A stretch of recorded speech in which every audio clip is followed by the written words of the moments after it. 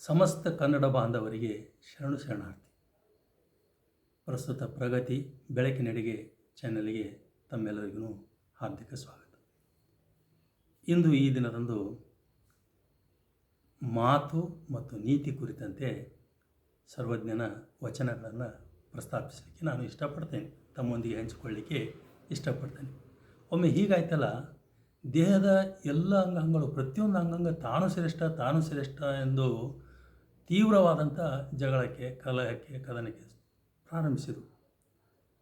ಇದನ್ನೆಲ್ಲ ಕೇಳಿ ರೋಸಿ ಹೋದಂಥ ನಾಲಿಗೆ ಕೊನೆಗೆ ಒಂದು ಮಾತು ಹೇಳಿತು. ನಾಲಿಗೆ ಹೇಳ್ತು, ನನಗೆ ಎಲುಬುಗಳಿಲ್ಲ, ನಿಜ ಒಪ್ಪಿಕೊಳ್ತೇನೆ. ಆದರೆ ನಿಮಗೆಲ್ಲರಿಗೂ ನೆನಪಿರಲಿ, ಒಮ್ಮೆ ನಾನು ಏನಾದರೂ ಎಡವಟ್ಟು ಮಾಡಿದ್ದೀನಿ ಅಂತಂತಂದರೆ ನಿಮ್ಮ ಮೈಯಲ್ಲಿರುವ ಎಲ್ಲ ಎಲುಬುಗಳು ಪುಡಿಗೊಳ್ಳುತ್ತವೆ ಅನ್ನೋದನ್ನು ನೀವು ನೆನಪಿಟ್ಕೊಳ್ರಿ ಅಂತ ಹೇಳಿ. ಇದು ನಾಲಿಗೆಯ ಮಹತ್ವ. ನಾವು ಮಾತನಾಡಬೇಕಾದ್ರೆ ತುಂಬ ಎಚ್ಚರಿಕೆಯಿಂದ ಇರಬೇಕು ಅಂತ. ಯಾಕೆ ಎಚ್ಚರಿಕೆಯಿಂದ ಇರಬೇಕು?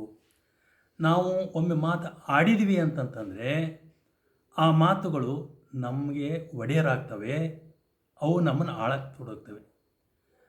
ಆದರೆ ಎಲ್ಲಿಯವರೆಗೆ ಮಾತುಗಳು ನಮ್ಮ ಒಳಗಿರ್ತವೆ, ನಾವು ಅವುಗಳಿಗೆ ಒಡೆಯರಾಗಿರ್ತೇವೆ ಮತ್ತು ನಾವು ಅವುಗಳನ್ನು ಆಡುತ್ತೇವೆ. ಆಡಿದ ಮಾತುಗಳು ಒಡೆಯರಾದರೆ ಆಡದ ಮಾತುಗಳಿಗೆ ನಾವು ಒಡೆಯರಾಗ್ತೇವೆ ಅನ್ನುವಂಥದ್ದು ಭಾಳ ಮುಖ್ಯವಾದ ಮಾತು. ಆದ್ದರಿಂದಲೇ ಈ ನಿಟ್ಟಿನಲ್ಲಿ ಸರ್ವಜ್ಞ ಭಾಳ ಸುಂದರವಾದಂಥ ಒಂದು ತ್ರಿಪದಿಯನ್ನು ನಮ್ಮ ಕೈ ಕೊಡ್ತಾನೆ. ಕತ್ತಿಲಾದ ಗಾಯ ಮತ್ತಿರದೆ ಮಾಯುವುದು, ಸುತ್ತಲಾಡುತ್ತಿಹ ಜಿವ್ವೆಯ ಗಾಯ ಮತ್ತೆಂದಿಗೂ ಮಾಯೋದು ನೋಡ ಸರ್ವಜ್ಞ ಅಂತಕ್ಕಂಥದ್ದು. ಕತ್ತಿಯಿಂದ ಮಾಡ್ತಕ್ಕಂಥ ಗಾಯ ಮತ್ತು ನಾಲಿಗೆಯಿಂದ ಮಾಡ್ತಕ್ಕಂಥ ಗಾಯ ಎರಡನ್ನು ಎಷ್ಟು ಚಂದ ಅಂತ ಜೋಡಿಸ್ಯಾನಂತಂದರೆ, ಕತ್ತಿಯ ಗಾಯ ಮಾಡ್ತದೆ, ಅದು ಮೈಗೆ ಮಾಡ್ತದೆ, ಅದು ಮಾಯ್ತದೆ. ಅದರ ನಾಲಿಗೆ ಮಾಡುವಂಥ ಗಾಯ ಅದು ಮನಸ್ಸಿಗೆ ಮಾಡ್ತದೆ, ಅದು ಮಾಯದ ಗಾಯ.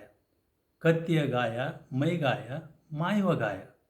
ನಾಲಿಗೆ ಗಾಯ ಮನದ ಗಾಯ, ಅದು ಮಾಯದ ಗಾಯ.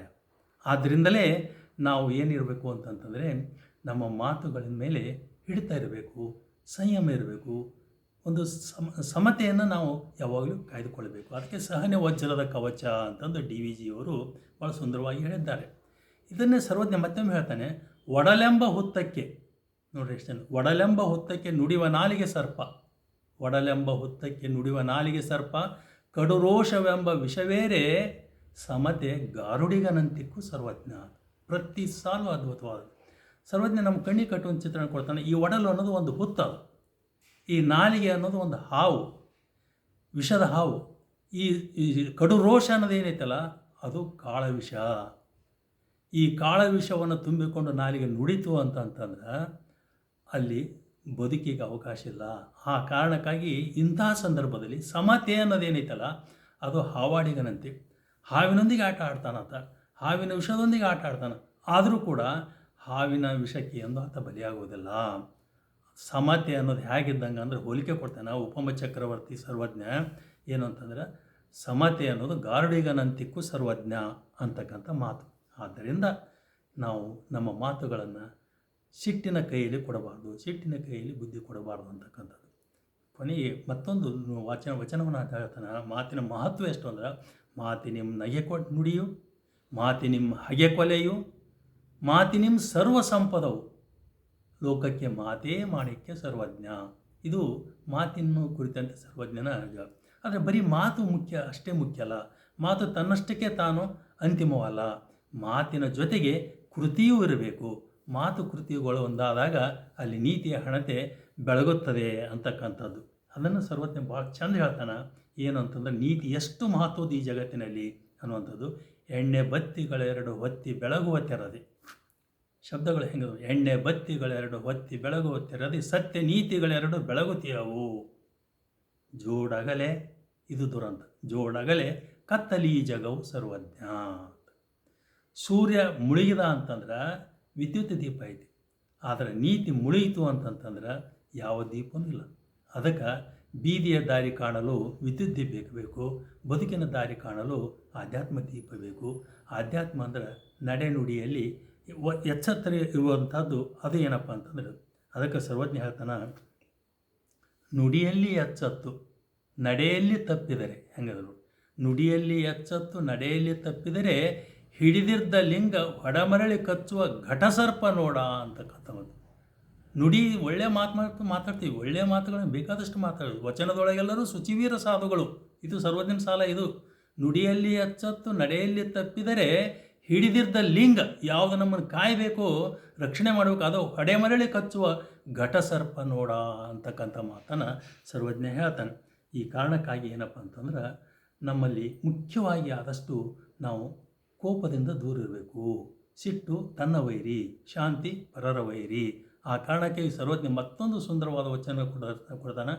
ಕೋಪವೆಂಬುದು ಕೇಳು ಪಾಪದ ನೆಲೆಗಟ್ಟು. ಫೌಂಡೇಶನ್ ಅದು, ಪಾಪದ ಫೌಂಡೇಶನ್ ಅದು. ಜಗತ್ತಿನ ಎಲ್ಲ ಪಾಪಗಳು ಕುಡಿ ಹೊಡೆಯುವುದು, ಕಟ್ಟಡ ಕಟ್ಟುವುದು ಎದ್ರ ಮೇಲಪ್ಪ ಅಂದ್ರೆ ಕೋಪದ ಫೌಂಡೇಶನ್ ಮೇಲೆನ. ಕೋಪ ಪಾಪ ಹೆಂಗಾಗ್ತದೆ? ಕೋಪವೆಂಬುದು ಕೇಳು ಪಾಪದ ನೆಲೆಗಟ್ಟು. ಹೆಂಗೆ ಕೂಪದಳು ನೇಣು ಹರಿದಂತೆ, ಬಾವ್ಯಾಗ ಹಗ್ಗ ಇಳಿಬಿಟ್ರೆ ಹೆಂಗೆ ಸರ್ರನ ಹೋಗ್ತಾ ಪಾಪಿ ನರಕಕ್ಕಿಳಿಯುವ ಸರ್ವಜ್ಞ ಅಂತಕ್ಕಂಥ ಮಾತು. ಆ ಕಾರಣಕ್ಕಾಗಿ ಆದಷ್ಟು ನಾವು ಏನಪ್ಪ ಅಂದ್ರೆ ಈ ಸಿಟ್ಟಿನಿಂದ ದೂರ ಇರಬೇಕು, ಶಾಂತಿ ಇರಬೇಕು. ಆಮೇಲೆ ಅದನ್ನು ವಚನದಲ್ಲಿ ಬರ್ತದೆ, ಕೋಪಿ ಮಜ್ಜನ ಕೆರೆದರೆ ರಕ್ತದ ಧಾರೆ ಅಂತ ಕರೀತಾರೆ. ಆ ಕಾರಣಕ್ಕಾಗಿ ಕೋಪದಿಂದ ದೂರವಿರೋಣ, ಮಾತನ್ನು ಎಚ್ಚರಿಕೆಯಿಂದ ಬಳಸೋಣ, ಮಾತಿನ ಜೊತೆಗೆ ನೀತಿಯನ್ನು ಸೇರಿಸಿಕೊಳ್ಳೋಣ. ಈ ಭೂಮಿ ಚಿರಕಾಲದ ಬೆಳಕಿನ ಒಂದು ನೆಲೆಯಾಗಲಿ, ಅದಕ್ಕೊಂದು ಬೆಲೆ ಬರಲಿ.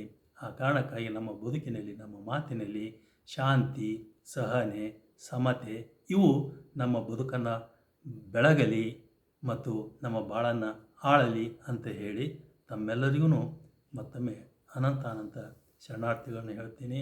ಜೈ ಹಿಂದ್, ಜೈ ಕರ್ನಾಟಕ. ನಮ್ಮ ಈ ವಿಡಿಯೋಗಳು ನಿಮಗೆ ಲೈಕ್ ಆಗಿದ್ದರೆ ದಯಮಾಡಿ ಶೇರ್ ಮಾಡಿ ಸಬ್ಸ್ಕ್ರೈಬ್ ಮಾಡಿ ಮತ್ತು ಮರೆಯದೆ ನಿಮ್ಮ ಕಮೆಂಟ್ಗಳು ನನಗೆ ಅಮೂಲ್ಯ. ಯಾಕಂದರೆ ಅವು ನನ್ನನ್ನು ಮತ್ತೆ ಇನ್ನೂ ಹೆಚ್ಚು ತಿಳಿಯಲು ಸಹಾಯ ಆಗ್ತವೆ ಅಂತಕ್ಕಂಥ ಭಾವನೆ ನನ್ನಲ್ಲಿದೆ. ನಾನು ನಿಮ್ಮ ಕಮೆಂಟ್ಗಳಿಗಾಗಿ ಕಾಯ್ತಿರ್ತೇನೆ. ಮತ್ತು ಮುಂದಿನ ಸಂಚಿಕೆಗೆ ನಾವು ಕೂಡೋಣ. ಅಲ್ಲಿವರೆಗೆ ನಮಸ್ಕಾರ.